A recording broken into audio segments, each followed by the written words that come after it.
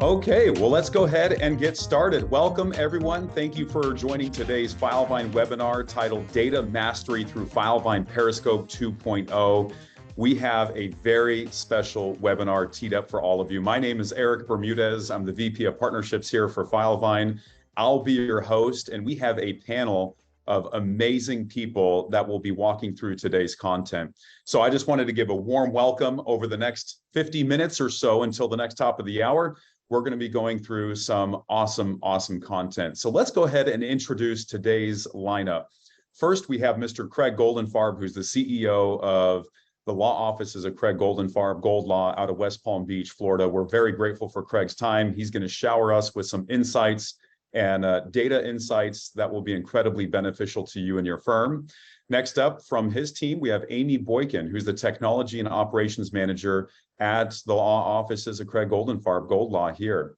And then myself, Eric, and then we also have Logan McLeod, who, if you know Logan, has been here for many years, one of the originals from Filevine, and who knows Periscope and knows Domo just about better than anyone. And so we're very excited to have these three individuals with us as we talk through today's content. Now, I will say, I'm just going to give a couple of teasers because today is very special. And number one thing that Craig's going to talk about and hit on is we are going to learn how measuring one item, that's it, just one item, helped Craig's bottom line to the tune of $2 million annually. So if you want to learn what that was, how it was measured, and why, then stay tuned, as well as how one metric and a conglomerate of metrics helped Craig redefine a multi-million-dollar marketing strategy that really helped his firm get to the next level. So I cannot wait to dig in to the content that Craig and Amy have prepared. With that being said, I will turn the time over to Craig. Craig, thank you so much for being here. Amy, thank you. And I will turn the time over to you. Great. So hi, everybody. Welcome to the seminar. I did this a couple of years ago. I think it may have been in, 2019, 2020, when my Periscope was not built out as much as it is today. So this is, I guess, version 2 of what we are doing. And now it's built out to almost 70 different reports, 70 different cards that I run my law firm on. So today's agenda, I'm going to go over 5 things. So first is why metrics and KPIs are important for your firm. And KPIs are key performance indicators. For those of you who may not be familiar with the lingo, that's what we call all the data whereby we run our companies, which are law firms. The second is, what is Domo, Periscope 2.0, and why I believe everybody who's on Filevine should have it. And I don't work for Filevine. I'm a law firm owner in West Palm Beach, but I love Filevine so much. I've been on it 5 years. I was an early adopter here in Florida, and I run my whole firm, my entire law firm, based on a screen, a big TV screen I have on my wall that's almost 70 inches wide, and I have Periscope on it all day. So that's how I run my company. And then what is the difference between Filevine reports, which you all may have if you have Filevine, and Domo Periscope? So you got sold Filevine, and you probably, one of the things you liked is the report. So I'm going to show you the difference between Filevine reports and Domo/Periscope. And the fourth thing is I'm going to actually take you on a tour of my Domo Periscope environment to show you what I measure, the KPIs and the metrics whereby which I run my entire company. And then last, we're going to talk about the future, which is what I call Periscope 3.0, which is the next version. And that's where the brilliant and helpful Logan is going to come in and give us hopefully a little update on where we are with Periscope 3.0. And whether I've named it correctly or not, it's the integrated Periscope that integrates with other software programs. So that's what we're going to talk about today. Today could last anywhere from 60 minutes to a little longer, depending on when I got cut off and when they tell me I need to stop talking. So we'll see how long it goes, but that's an overview of what we're doing today. So I have Amy here, who's going to be monitoring the chat. So Amy is my Chief Technology Officer at my law firm, Amy Boykin. She's been with me 16 years and now is the head of tech and head of IT. So she's the person who knows Filevine and Domo better than anybody at my law firm. And she's awesome. So she's going to be answering questions in the chat if she's able to. Some of the questions Amy may pitch to me because only I can answer them. So that's how we're going to interact during this seminar, if that's okay. And so we'll go ahead and get started. So, and at the end, we're going to have questions and answers that we can do in the chat. I think chat may be the easiest way to do it. I don't think it's easy to turn on 300 people's microphones. So unless Olivia has another idea, otherwise, I think we're going to do it in the chat. So nope, that's perfect, Craig. They can feel free to answer or ask any questions in the chat or the Q&A function at the bottom of your Zoom. You can't unmute yourselves, the attendees. So feel free to chat in and we will get your questions answered. Awesome. So that's what we're going to do today, these 5 things. So we're going to start off with why metrics and KPIs are actually important for your firm. And give me just a second. All right, so KPIs and metrics. KPI, again, is key performance indicator. In businesses, that's what they call the things they measure. So there's an old slogan that says, if it gets measured, it gets done. That's an old business saying, and that's true. So I found out that a couple of things I was not measuring were not getting done at my law firm. So the key to getting things done is actually paying attention to them and telling people, hey, I'm measuring this. It's kind of like if you play a sport, if you measure assists or points, then your players are going to want to score points and do assists. If you don't care about your basketball players getting points or assists, then they're not going to focus on that. So what I do with all my staff is we create metrics and data and tell them that we're paying attention to this, and we actually put incentives and money behind what we pay attention to. And that's how I run my company on what they call carrots. You know, carrots are things that you reward people with, and sticks are things you punish people with. There's an old book called Carrots and Sticks. So we put money behind our KPIs. So first thing you got to kind of get through your head, if you're not already there, when you bought Filevine, is that you run a business, and businesses use data to run decisions. So that's the first kind of theory that you got to understand. So a businesses know where they get their customer referrals from. So a question on that is, do you track your referral sources? Do you know where you get your clients from? It's very important for any company, especially a law firm like ours, to track your referral sources. Businesses know how much inventory they have. Do you know how many cases you have in each practice area? So do you know if you own a sneaker store, you better know how many pairs of sneakers you have on the shelves. Well, we run a professional service corporation, and if you don't know how many clients you have, I would submit that you should. And have you split up those clients by each practice area? I have personal injury. Most of the people on this call probably have personal injury. So do you know how many cases you have that are slip and falls? Do you know how many cases you have that are car accidents? Do you know what percentage each of those are? And I'll show you how I measure that. Businesses know how much they paid for each product. So to use the sneaker store analogy, which I use a lot, if you buy sneakers from Nike and you're a sneaker store, you pay Nike $7 for a pair and then you sell it for $50, then you made $43 on that pair of sneakers. Do you know how much it costs you to get a case? So if you're on TV or billboards or radio or other smaller ways of marketing, do you know how much you paid for each product? How much do you pay for each pair of sneakers? So I measure at my company how much we paid in a TV campaign or a radio campaign, and then how many cases we got. And then you do the division, and I can figure out how much it cost me to get each case. Next, businesses know how much profit they make on each time of product. So an easy question for y'all to understand is, which is more profitable at your law firm? Slip and falls or car accidents? If you don't know that answer, I would submit that you should. Because at my firm, we did that analysis 20 years, and you'd be surprised, we actually make more money on slip and falls than car accidents. So I made some very big decisions on how I wanted to market based on how much profit I make on each type of product. A good example for personal injury firms is car accidents versus slip and falls. Do you know if your fee per case is higher on slip and falls, or if your fee per case is higher on car accidents? That's a good example of number 4. Another good example of number 4 is, what's your average fee for a pre-suit case that you settle in pre-suit versus what's your average fee for a litigation case? Those are other metrics you should know, because that should tell you if you make 5 times as much in a litigation case, maybe you should push more of your cases to litigation. And in my firm, it's about a 6x. I make 6 times as much on a case if I put into litigation. So we have a heavy litigation team. So we have a 6x multiple. So we try to put cases in litigation that deserve to be in litigation, because I know I'm going to make 6 times as much. And lastly, businesses know the demographics of their customer base. I do not know a lot of law firms who do demographic analysis and know the gender, race, zip codes, and other data of your clients. Now, why is that important? Well, it shows you your current clients, and it may give you some information as to how you should market and who makes the decision. As to hiring a lawyer, in most households, it's the female. Like many decisions in the household, females make that decision. So we're about a 60% female, 40% male clientele.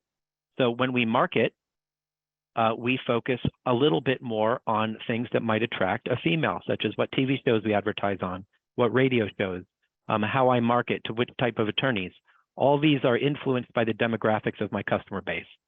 So as you can tell, these things apply to every type of business. And if you admit and you can come to terms with the fact that you run a business, then you will actually start to care about these things. And that's one of the first transitions I made about 20 years ago, which was kind of admitting to myself that I know I'm special, I'm a lawyer, and we all are taught that we're really special and smart as lawyers. But the bottom line is we do run a business, we do have to pay our payroll, we do have to support our families. So in order to run a good business, you have to know your data, you have to know your metrics. And Domo and Periscope is the best tool I know for personal injury on how to learn and run your data. So what is Domo Periscope? So a lot of people are confused because there's two terms that Filevine uses kind of interchangeably between Domo and Periscope. So I want to cure the confusion first. Domo is one of the largest software platforms in the world. It takes data from other software programs and puts it into charts and graphs. Now, I know nobody at Filevine describes it this way. I do, because that's the simplest way for us lawyers to understand what Domo is. It takes data and puts it into charts and graphs. So even us dumb lawyers know what charts and graphs mean. So that's the way I describe it, is taking data and putting it into colorful charts and graphs. Now, Periscope is the name used by Filevine for their licensing of Domo.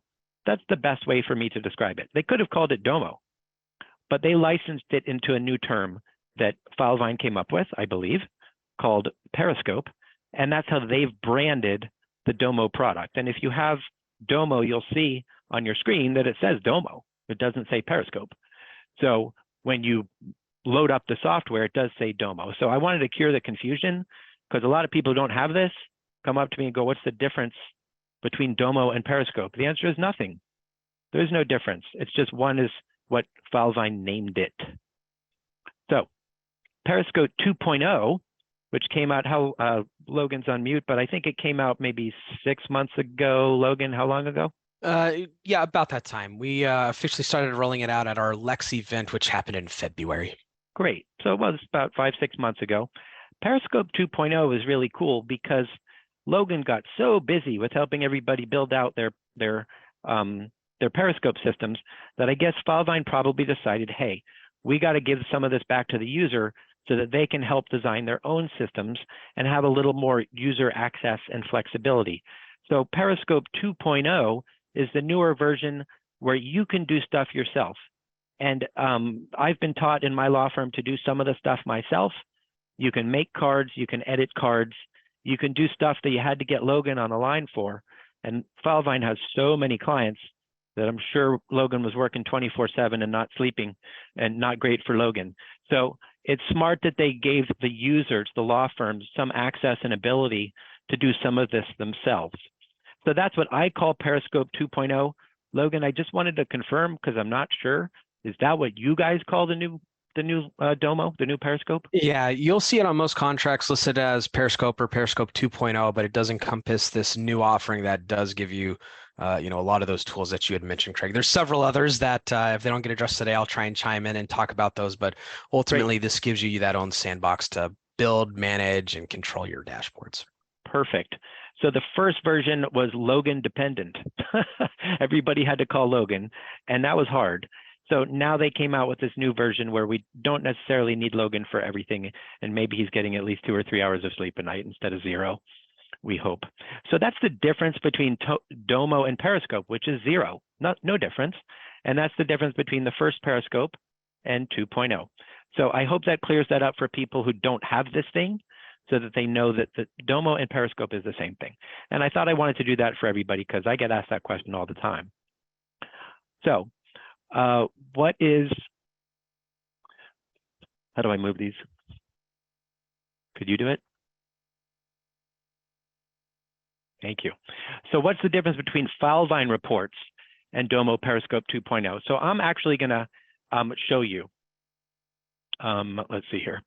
So I'm going to share screen now and go to reports and show you. So are my reports, could someone on the panel tell me if my report is showing?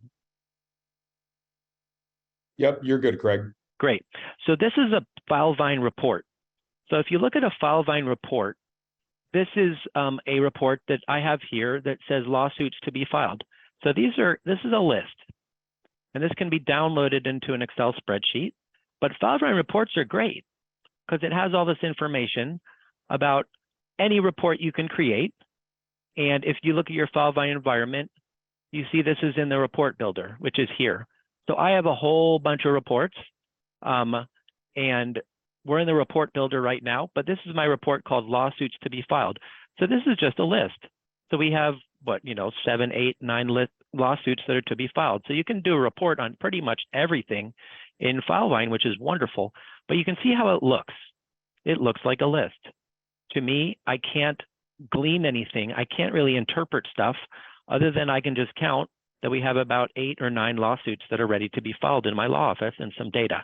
So this is really good. I like lists. I like reports. I have dozens of them, but it's not pretty. It doesn't give me any visualization of what I want to see. So if you look at where we are, you see the difference between this is a Filevine report, and now we're going to go to the beautiful Domo. So just want to make sure, Eric or Logan, can you see my Domo environment? Good? Yes. Okay. So you can see this is what I call colorful charts and graphs. So this is the beginning of my Domo environment. This is what Domo looks like.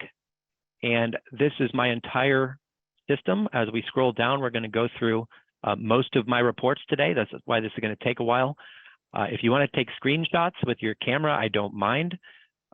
This is my reports, but I don't keep them proprietary.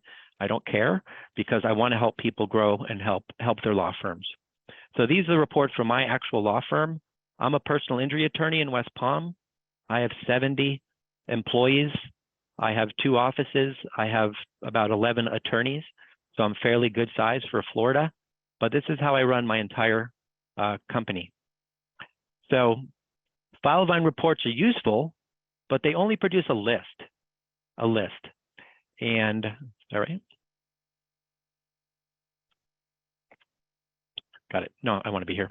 So Filevine reports are useful, but they only produce a list of cases and don't show the data in colorful charts and graphs.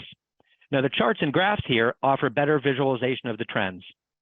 So what I'm going to do is going to go through my reports here, and this will take maybe 30 minutes, but I'm going to go through my reports and just so you understand the scope of what I've done with Logan. This is Logan and me over 3 years building these reports, or maybe even 4 years building these reports. So if Logan disappeared, I'd be very sad because he's the guy who built all this stuff with me, and I came up with what I wanted him to build. But if you take pictures of this with your camera, folks, I don't mind, and you can copy or you can design these. But what this does is this pulls data from Filevine. So the only way you can create these reports is if you have the data in Filevine for this to pull from. Now, depending on what level of Periscope Domo you buy, it'll either pull every hour or every day.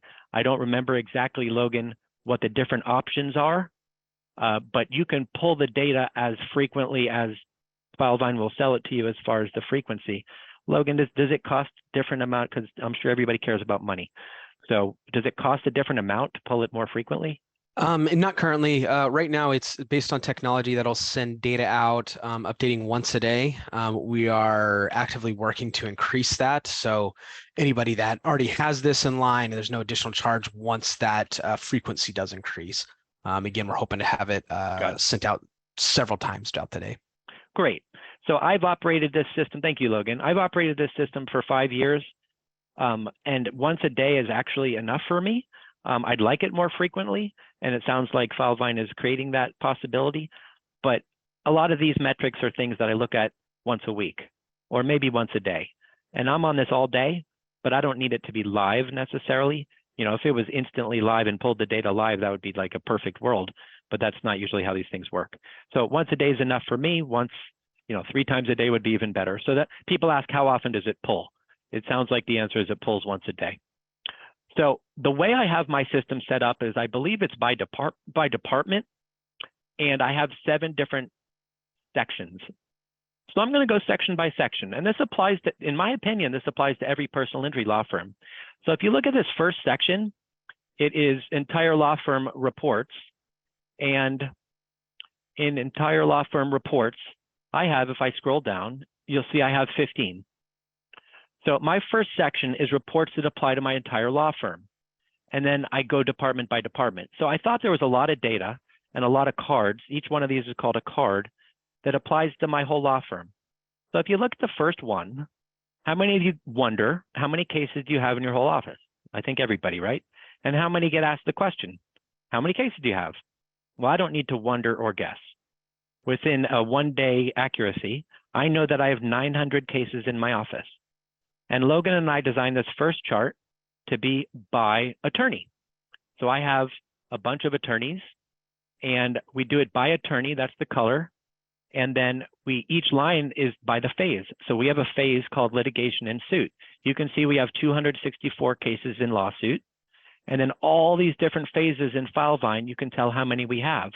And the amazing thing about Periscope is that when you click on the card, it boils down or drills down, and I can get so much data. Look, I can find out how many cases in suit Mr. Kirby has, 36. How many cases in suit Mr. Wasserman has, 37. How many cases in suit Mr. Roca has, 51. And then you get the total, 264. So you can drill down on each of these and keep drilling down and keep changing the filters to manipulate this data in so many ways. So each card has dozens of different data. If I only want George, I can click off all the other lawyers and only look at George's cases in litigation. If I want to look only at Dawn, I can do that. So you can see the amount of data on this one card is endless. I can check off different case types. So I only want to see George's cases that are car accidents, or I only want to see George's cases at a certain case grade, or I only want to see George's cases that are in a certain other phase. So you can tell just this one card alone produces so much data when you drill down. So then when I go back, you see the power of one card.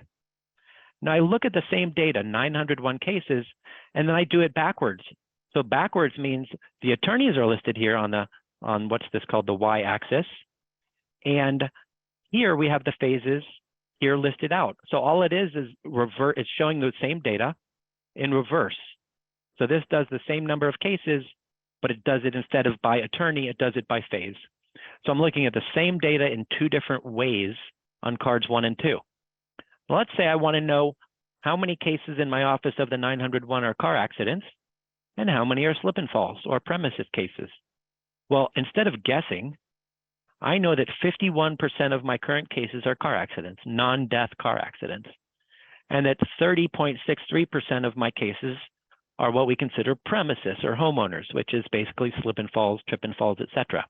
So if you add those 2 together, you get 81% of my cases are our bread and butter. And I bet of the 300 and something law firms on this phone call, of those that are personal injury, that most of you are the bread and butter, slip and fall, and auto. So at my law firm, we're 81.5% slip and fall and auto. And that's really good for me to know.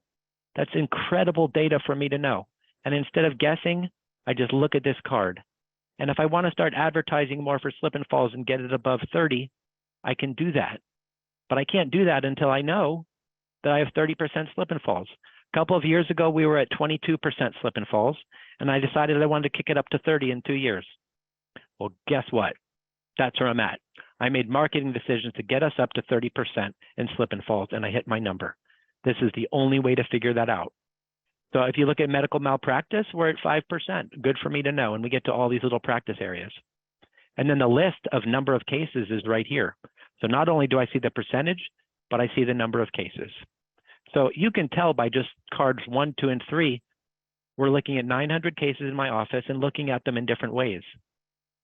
And then I wanted another metric. I wanted active cases per referral source, which means where did my cases come from?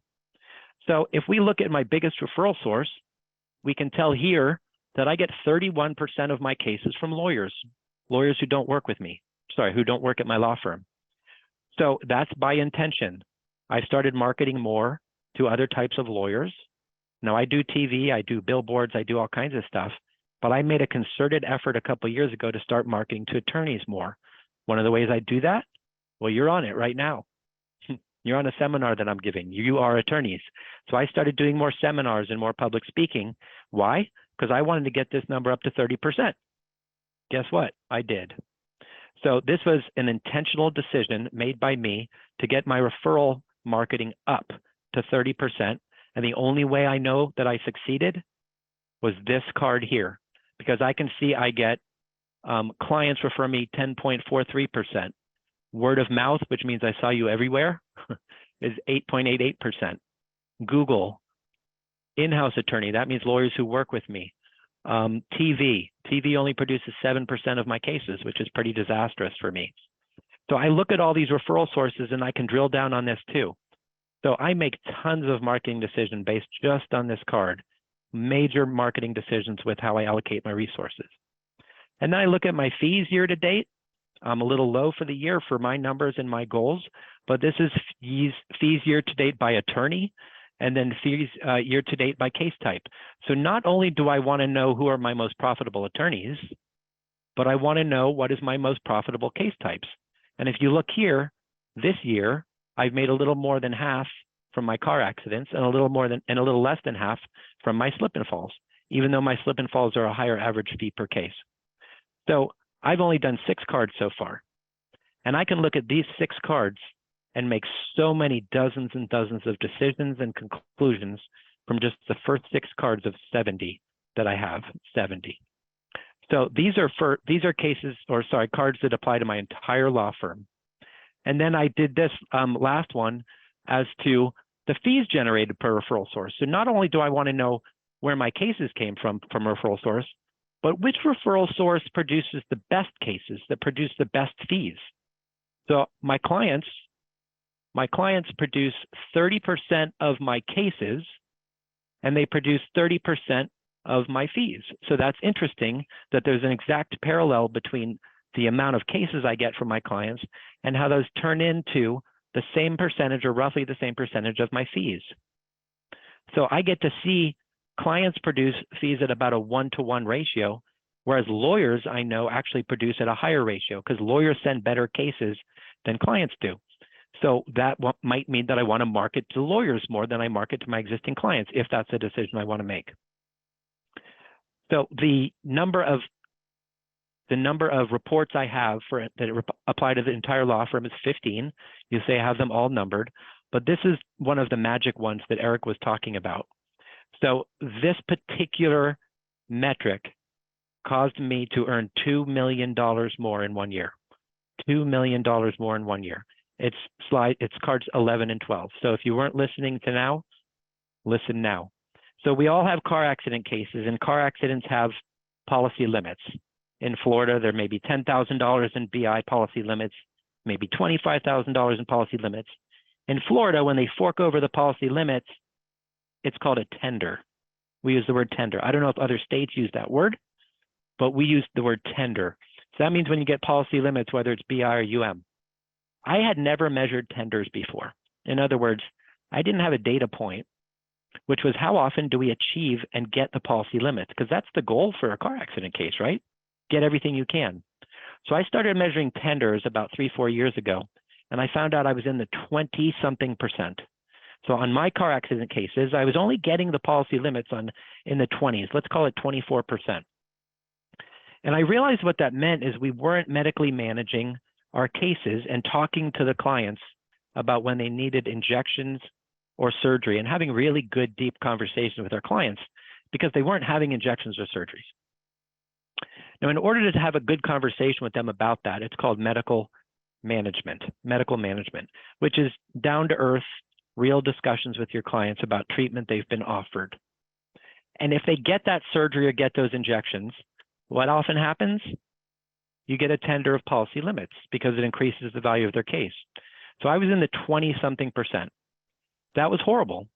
So we instituted a medical management program where we set up some rules and some guidelines to talk to our clients when injections were recommended or surgery was recommended, and we called that our medical management program.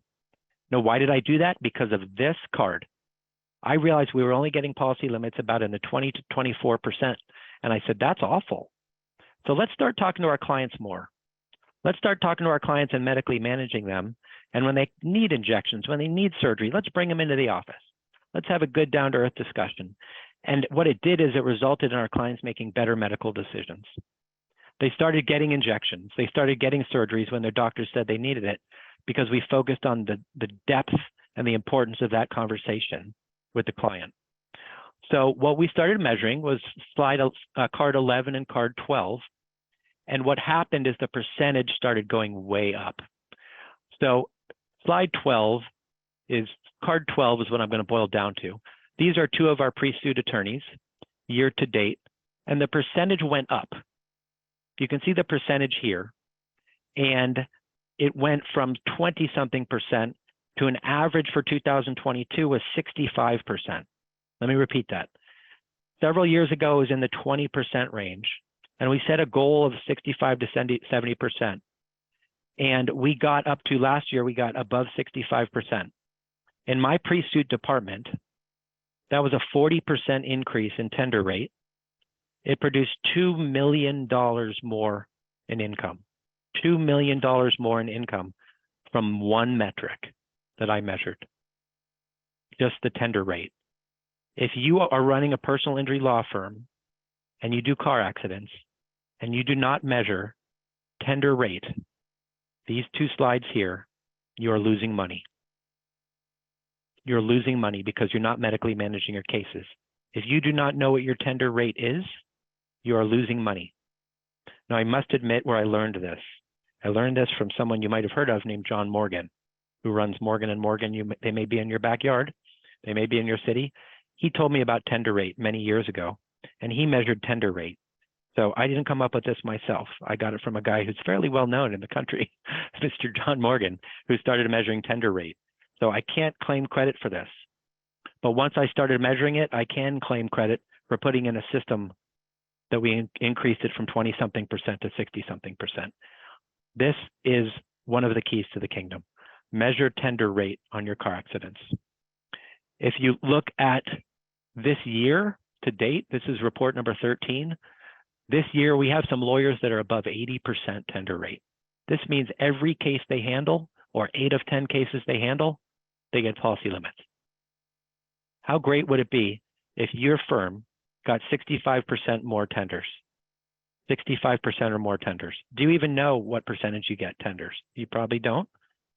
And that, if you take one thing from this, it's that Periscope is magic to show you data that you didn't even know was important. So that's section 1. Section 1 is entire law firm reports.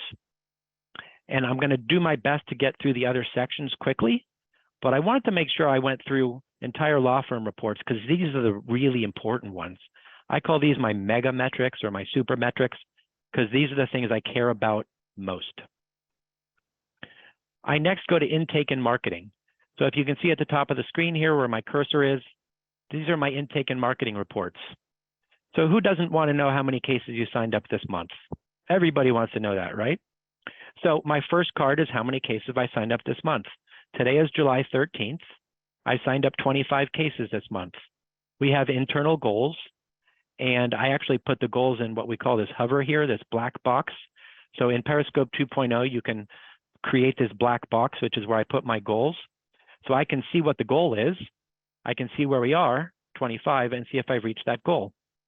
I also want to compare it to last month. So Logan and I knew that. So we came up with the next slide, which is how many did I sign up last month? Because I want to compare this month to last month. Last month, we had a decent month. We signed up 82 cases. So this is a 2-month snapshot of how many cases we signed up month over month. Now, of course, the next one is how many have I signed up this year? This month, last month, how many for the year? Well, we have an internal goal here of 660, and I'm already at 444 for the year. So I'm over pace.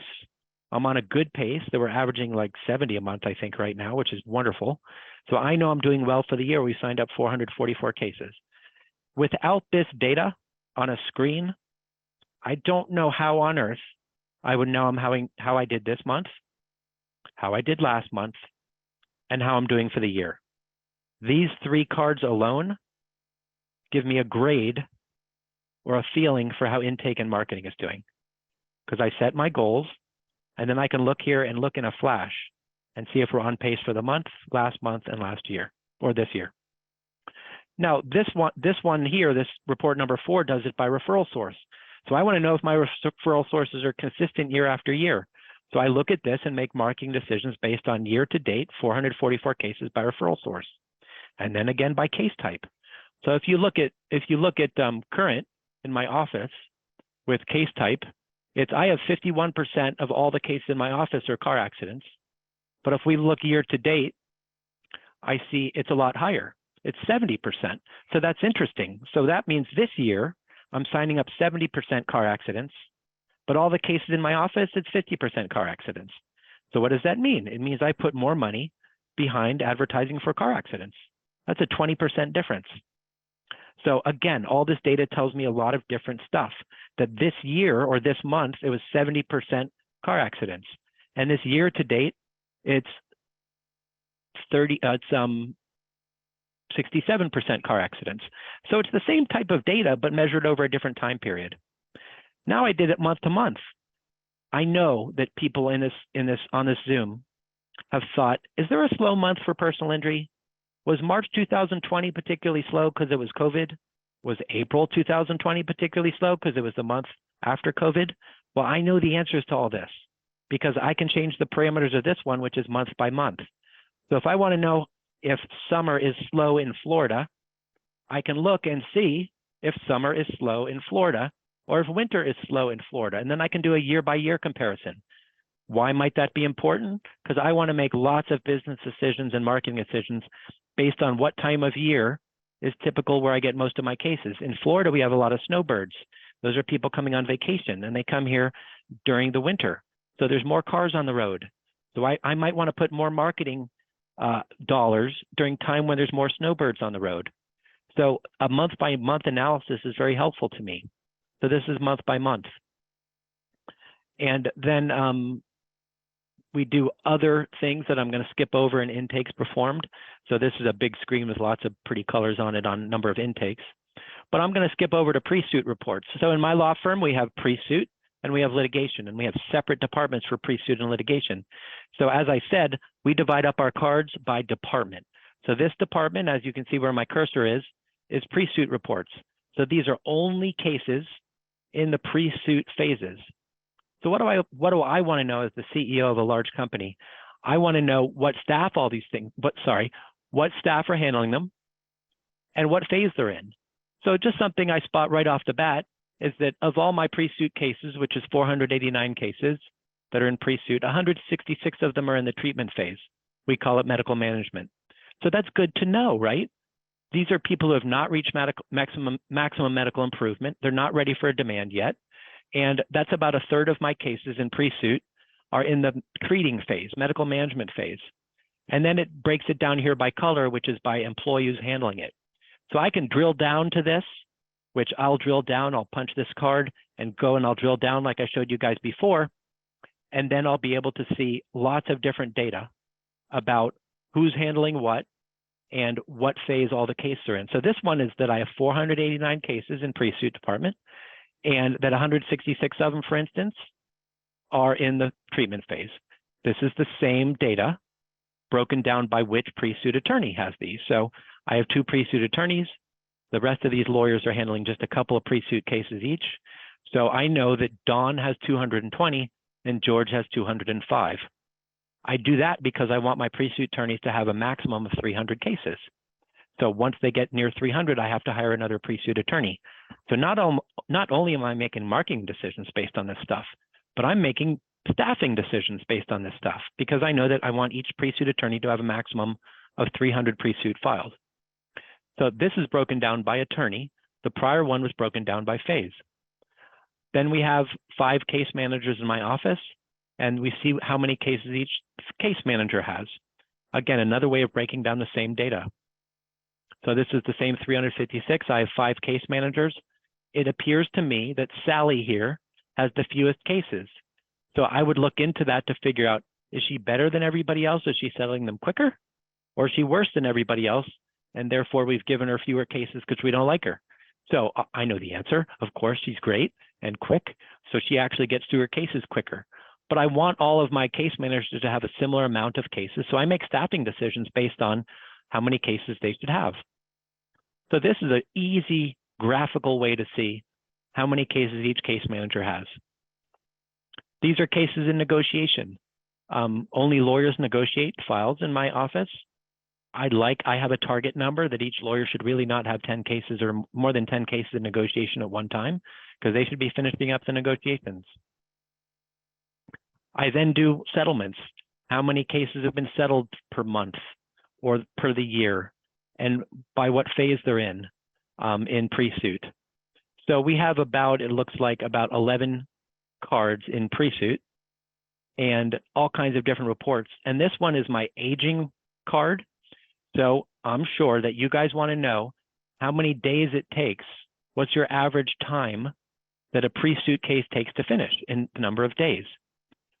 The average time in many law firms is about a year.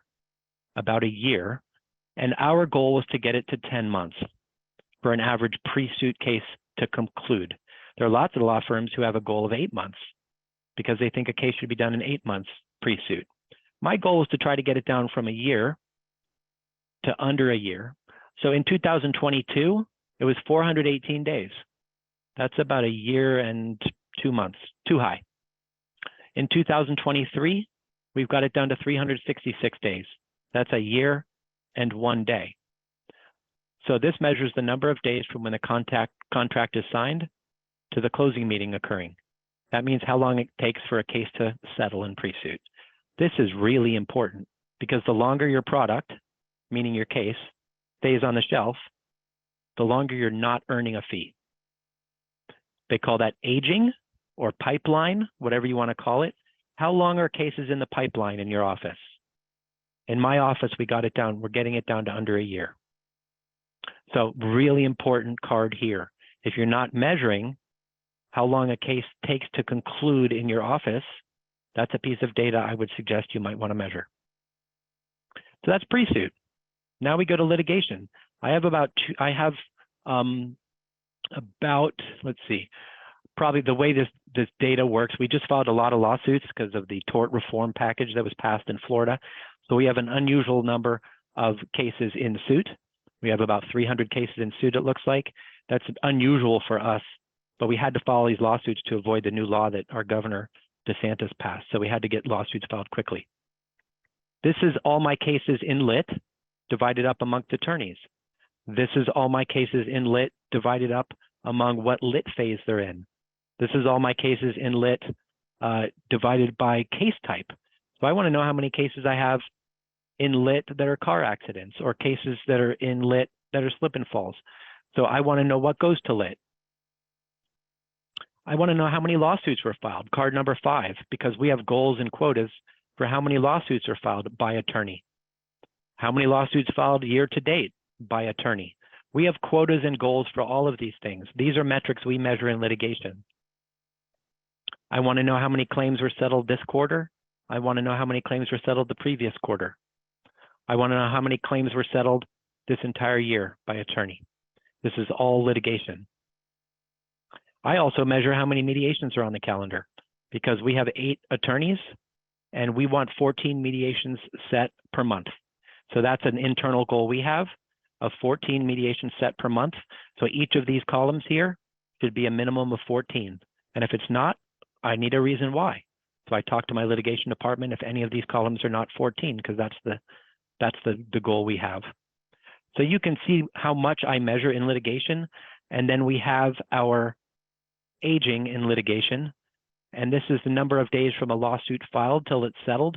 So as you know, cases take a longer time once they're in the court system. So last year it was 588 days. This year the average is 526 days. That's about 14, 15 months. So in Florida, it takes 16 months from the day you file the lawsuit to the date of verdict or the date of settlement. Again, this is called aging. And we wanted to do aging on pre-suit cases. We wanted to do aging on litigation cases as well. And then I totaled it all here, which is the total of number of days pre-suit plus lit. So a case from when the contract is signed, went into lit, all the way. So when clients say, how long is my case going to take? We can tell them it's going to take about 1,000 days, whatever that is, 2.5 years if it goes into lit.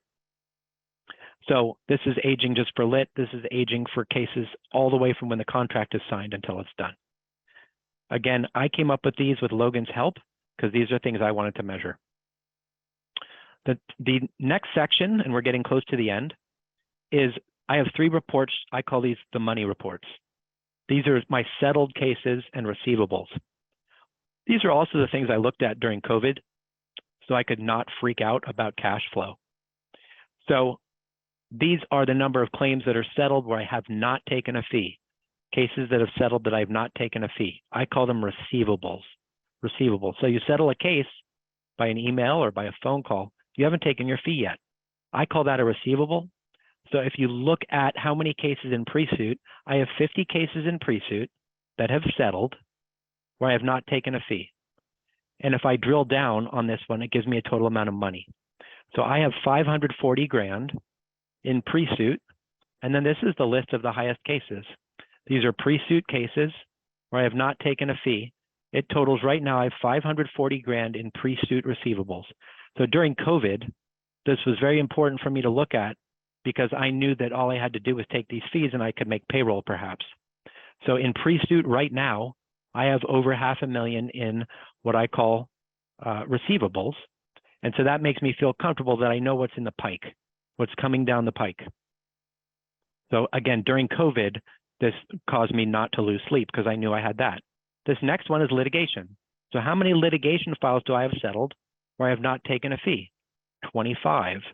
And if I drill down on litigation fees receivables, you can see I have about $1.3 million in litigation receivables. So if you add those two numbers together, I have about $1.8 million in receivables. So if we had COVID-2 or a new strain of COVID and I had to shut my office down, I know that by merely getting closing statements done, I still have $1.8 million in receivables between lit and pre-suit. So that's my money reports, I call them, because those are the reports on product, sold product where I have not taken my fee yet. And those 3 reports are very important because these 3 reports right here tell me what money I have coming in. And again, I call those receivables. The last section here that I'm going to go over is client demographics. I talked at the beginning of this about client demographics, and I wanted to measure my client demographics to figure out their ages, whether they're married or single, and their gender. I said at the beginning of this Zoom that my current clients skew heavily female. You'll see the evidence here. 56% of my clients are female, 44% of my clients are male. So this helps me make marketing decisions as to that I want to skew my advertising, my messages. I have a particular TV ad that talks about my mother that skews heavily towards female. I put that on female shows. So if you have gender targets for your law firm as far as who you want as clients, you need to know what percentage the genders are. I also did it by race. I want to know what ethnicities I represent. And I found out that about 40% of my clients are white, and 24% are African American, and 21% are Hispanic. Now, do I want to leave it that way? Do I want to put marketing towards changing that? I can make all kinds of decisions based on that. Now, I don't ask them their race. We actually get this from their driver's license because we get a copy of their driver's licenses because a lot of people don't want to fill in their race. So we figured that out early. So we have our pre-suit department fill this in Filevine from their driver's license. Just a little hint, because some people don't want to fill in their race. We also did it by zip code because I want to know where I want to put my geo-targeting for Google. And when we do our retargeting for ads, I want to know what zip code my people are coming from, because certain places I put bus benches, certain places I put billboards. I want to know where people are. So I did it by zip code, and I did it by a pie chart and a bar graph, 2 ways of showing different stuff. And then I also did cities, the names of cities in my jurisdiction. You can see here that the city I'm in, West Palm Beach, is where most of my clients are from. So that is my my Domo Periscope environment. It's got 7 sections. And if you're going to do Periscope, I suggest you do at least 2 or 3 sections, depending on how you want to divide it out. So I just went through 69 cards in about 30 minutes by department and section. So before I move on, I think I'm gonna, Eric, if that's okay with you, I'm gonna take a look at the chat, because a lot of the questions were probably generated while I was talking. Yeah, thank you, Craig. There was a lot of activity in the chat, Craig, as you were going back and forth. Tons of questions. Amy, thank you so much. Amy, I'll actually use you as the filter to this. Are there specific ones that you received where you think we'd want to dive through them? Sure. There was a couple.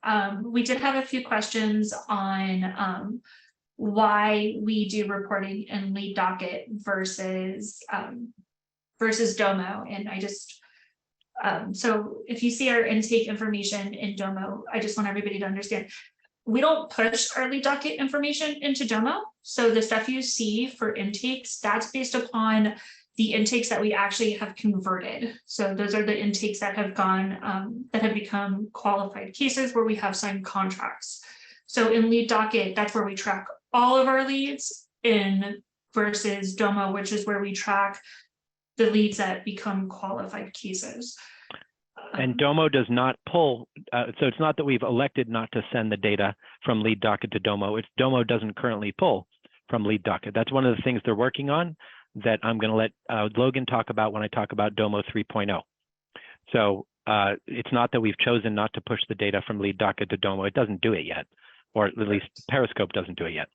Yep. And then Craig, there was just one question in the chat where they were asking if you're willing to show our incentive reports.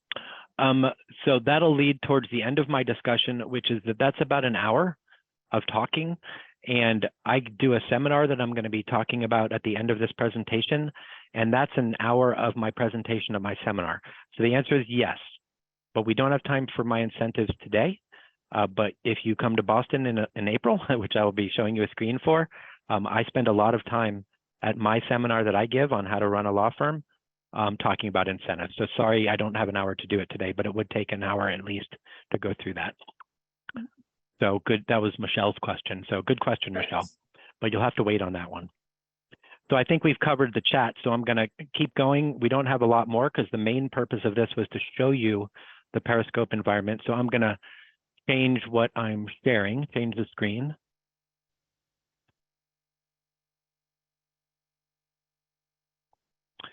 And I will go to the next slide. We only have a couple slides left. Logan, I'm sorry, Logan, there's a question I think you may be able to answer, and it's from Dan. He wants to know how easy it is to create a custom card, or do they come preloaded?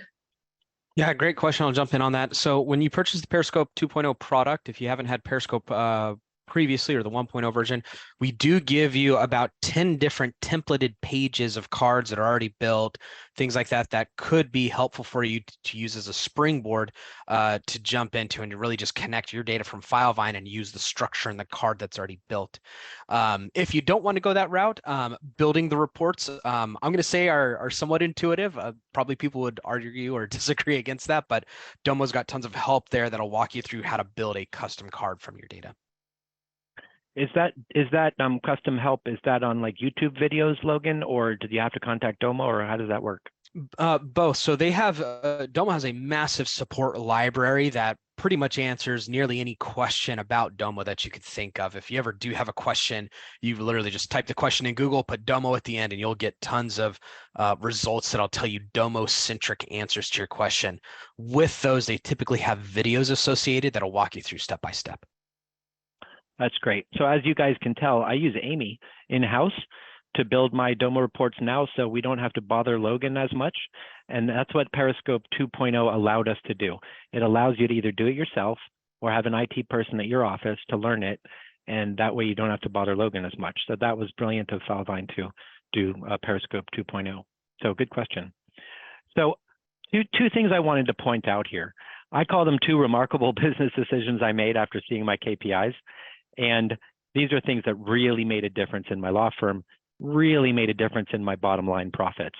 So the first one I already mentioned. In 2019, I started measuring tender rate, which is the rate at which our law firm succeeded in obtaining insurance policy limits.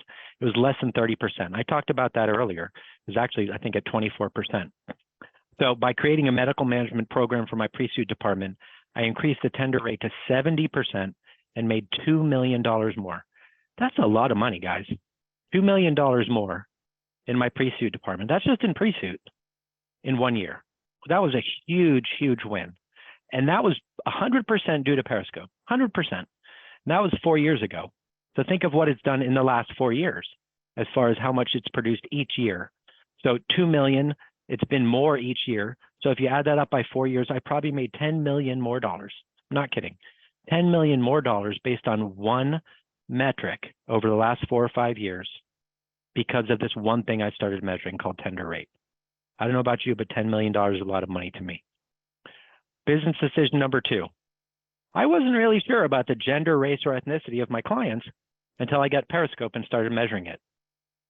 In 2020, I started measuring client demographics. I found out that about 60% of my clients were female. And I also discovered the racial and ethnic makeup of my clients. So I started drastically altering my message, drastically altering my marketing to focus on these groups. Now, what did that result in? Well, if I started advertising more to women, because I know that women typically are now, I realized, were the ones who made the decision as to which lawyer to hire, it wasn't men. And I thought it was going to be men. But I started advertising on women's TV shows. I started focusing some of my message towards messages that may resonate more with women than with men. So instead of a tough guy persona, which resonates with men and not with women, I started doing commercials and messages that focused on empathy and sympathy, and we're here for you and support, which resonate with everybody, but they skewed those types of messages when we beta tested them resonated a little more with women. So what did that result in? It resulted in more cases. So just knowing my client demographics resulted in a higher intake rate and a higher close rate. So again, client demographics, who would have thought that just by measuring race, ethnicity, gender, that I can increase my bottom line? These are two important business decisions that I made based exclusively on data that caused me to earn more money. So those were two decisions I made. So let's talk about the future a little bit. You've seen what I've done with Periscope 2.0. They're coming out with what I call Periscope 3.0. That may be the wrong name. I'm going to let Logan talk about it, but I'll talk to you about what I think it is. Periscope 3.0, I think, is going to integrate with other platforms, such as QuickBooks, social media metrics tools, Lead Docket, and other things like CallRail, if you use CallRail for your phone calls, that measures a lot of data about your phone calls. So I'm going to turn it over to Logan to tell us a little bit about when this is coming out, what it is, and whether I'm right on what it is. Well, you're right in some regards. You're not right on the name, and that's okay. Yeah. So like we mentioned earlier, we've partnered with Domo, which is their own company and service. They're traded on the stock exchange. They're a very large company. We chose them for a reason. They have a full product lineup and product suite that does incorporate hundreds probably of data sources that you could collect data from. When you purchase Periscope from us, That only includes the ability to pull data from Filevine products like LeadDocket, and hopefully soon we'll have a custom, from Filevine Core, or and soon hope to be a custom LeadDocket connector. Right now, though, you do have the ability, if you would like to purchase additional connectors like you're talking about right here, Craig, like QuickBooks, social media, CallRail, things like that, that are outside of Filevine products, we can connect you with our Domo contacts that we've kind of organized special terms and conditions for these additional tools. Domo does charge on kind of a data consumption model. So they are going to go over with you how much data you plan to consume, how many connectors you'd like, how frequently do you want the data connect, and things like that. So they can really get you an itemized quote there, but you can add these other additional connectors from other sources to your Periscope 2.0 environment. Do you charge per software platform, Logan, such as QuickBooks would be X and LeadDocket would be Y, or do you do it just by the volume of data connection? So Domo goes through that. I'm actually not familiar with exactly how the charges go, if it is per connection, but I believe once you get over one or two additional connectors and those connectors are updating, between, once every couple of hours or so, it really falls under one standard bucket. What I can say though is that you are getting a very, very competitive pricing for this. And so because of that, we help that conversation with Domo.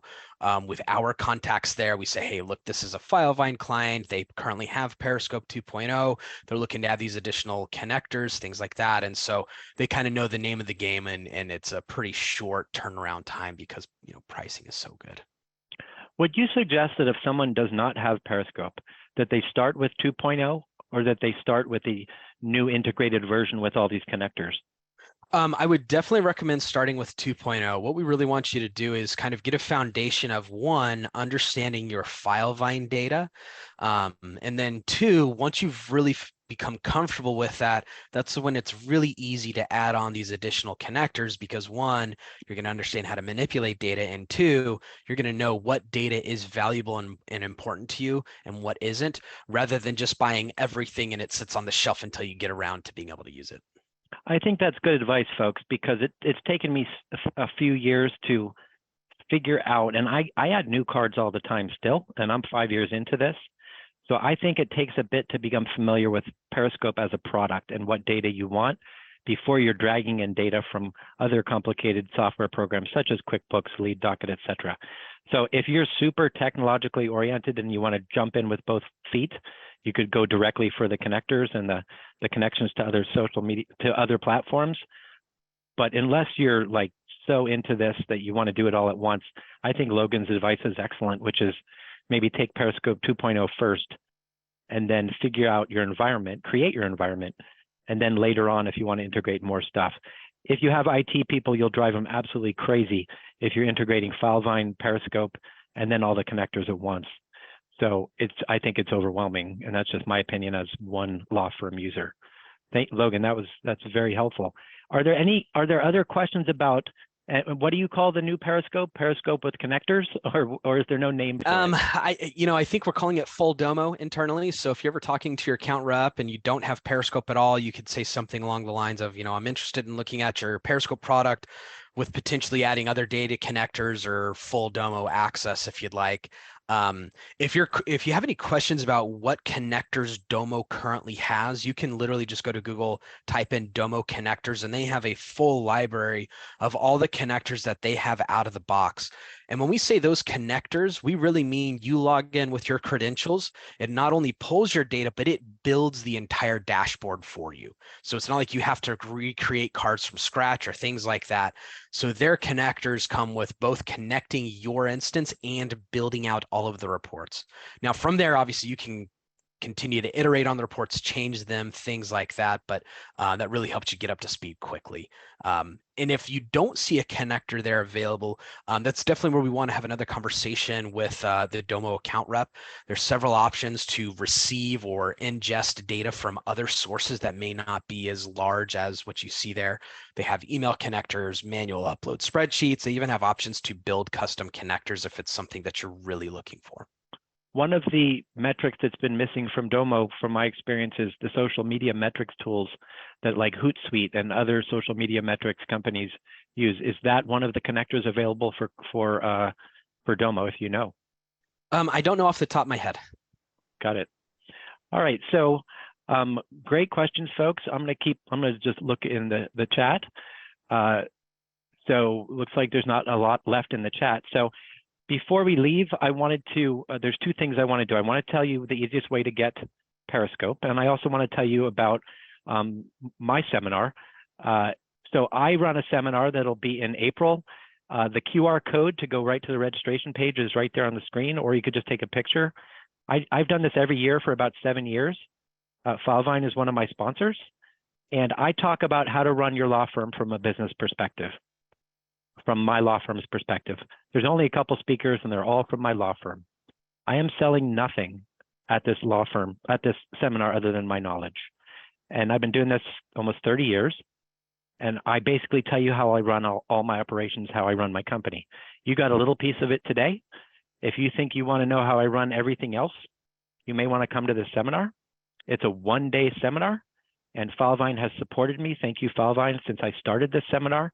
And there is the website there. It's about $1,300. And I do this every year in a different city. I'm going to be in Boston in April. We'd love to have you there.